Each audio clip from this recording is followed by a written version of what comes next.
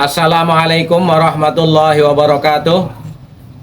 Sahabat-sahabat yang berbahagia, menanggapi adanya framing seolah-olah para pembela Ba'alawi untuk menantang debat,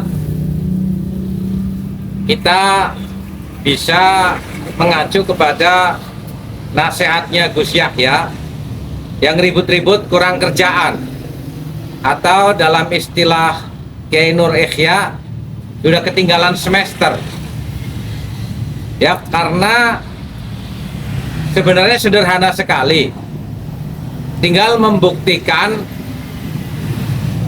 mana data-data atau apapun yang menunjukkan bahwa Ubaidillah itu anaknya Sayyid Ahmad Al-Muhajir. Yang kedua, tinggal buktikan juga bahwa makam Ahmad Muhajir yang di Yaman itu bukti-bukti sejarah ataupun pencatatan-pencatatan yang valid.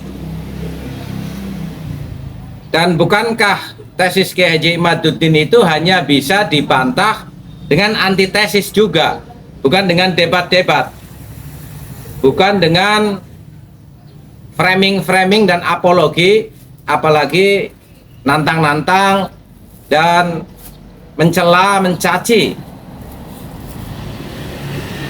proses pencarian kejelasan tentang klan Ba'alawi yang mengaku keturunan Nabi Muhammad SAW yang tidak terbukti itu. Dan melihat, mengkaji apa yang disampaikan oleh Gus Yahya, seharusnya juga dalam kerangka yang secara utuh, bukan sepotong-potong. Gus Yahya dengan tegas di depan para kiai mengatakan bahwa ini adalah tugas daripada khidmatul ilmi. Siapa yang bisa melakukan proses kajian keilmuan itu? Ya para ulama. Dalam hal ini diwakili oleh Kiai Haji Imaduddin selaku Ketua Robitoh Ma'ahid Provinsi Banten dan anggota lembaga Bahsul Masail di Pengurus Besar Nahdlatul Ulama. Jadi bukan dengan ribut-ribut, kurang kerjaan gitulah kalau ribut-ribut.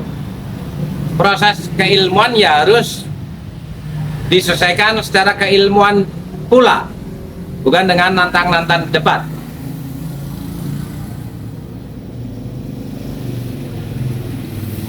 Kenapa kok Kiai Nur Ikhya mengatakan ketinggalan semester?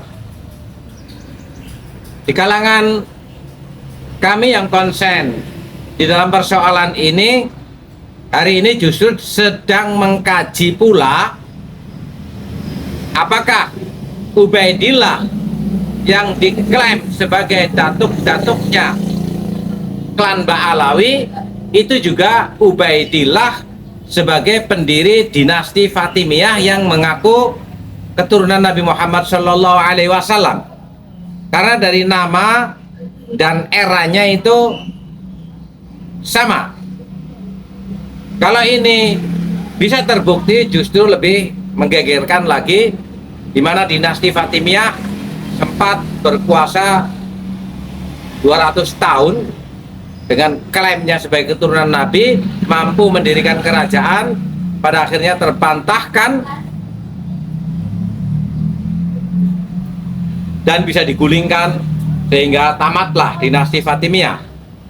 Apakah Ubaidillah ini sebenarnya Ubaidillah yang diklaim oleh klan Ba'alawi ini menjadi menarik. Jadi kelas semesternya kita naik, bukan berkutat pada apologik tentang keterputusan Ubaidillah dengan Sayyid Ahmad. Dan ada pesan juga dari Gus Fuad Pleret, mari kita dengarkan bersama-sama voice yang kami terima dari beliau. Pak, polemik ini sebenarnya sudah selesai, sudah tuntas, bahwa Pak Alawi itu memang keturunan Yahudi, dan tesis Kiai Imad sudah sejak dulu saya sampaikan tidak akan bisa dibantah sampai hari kiamat, dan apalagi disertai dengan bukti-bukti jejak data DNA dan data sejarah maupun data kebudayaan gitu, bahwa memang Pak Alawi itu fix keturunan Yahudi. Nah, tugas kita sekarang jangan bosan-bosan, istiqomah terus-menerus seperti yang selama ini kita lakukan untuk memberikan pencerahan kepada publik, kepada netizen dengan mengulang-ulang. Tidak bosan-bosan kita harus merepetisi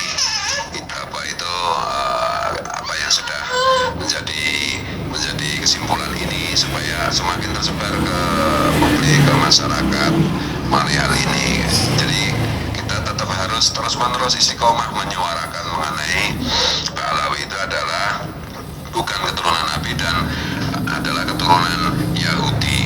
Jadi ini penting sekali, dan kita tidak boleh bosan, karena kita kadang-kadang khawatir juga kalau kita itu bosan karena mengulang-ulang topik yang sama, Dan demikianlah kita sebagai YouTuber, sebagai guru untuk netizen, sebagaimana guru kita itu mengajari berkali-kali mengajari porokabet, mengajari sampai kalkulus itu, menjelaskannya berulang-ulang supaya murid yang sudah paham semakin paham, supaya murid yang belum paham menjadi paham. Demikian pula tentang topik ini, tentang Pak Alawi itu adalah terbukti dari segi apapun, dari segi manapun, mereka adalah bukan keturunan Nabi tapi keturunan Yahudi.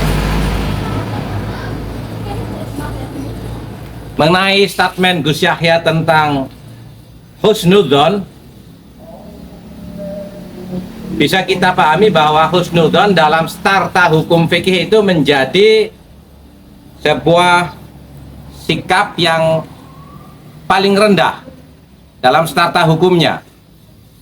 Ketika ada bayinah wadihah, maka itu bisa gugur. Ketika ada sebuah tesis ilmiah, maka dzon atau syak itu menjadi gugur. Dan husnudzon itu dipakai pada persoalan yang justru untuk sebaliknya, biasanya untuk suatu hal yang tidak baik. Salah satu contoh, ketika ada orang yang nggak jelas mengaku keturunan Nabi, ini kan persoalan yang nggak baik, maka pada tahap awal kita harus berhusnudzon dulu.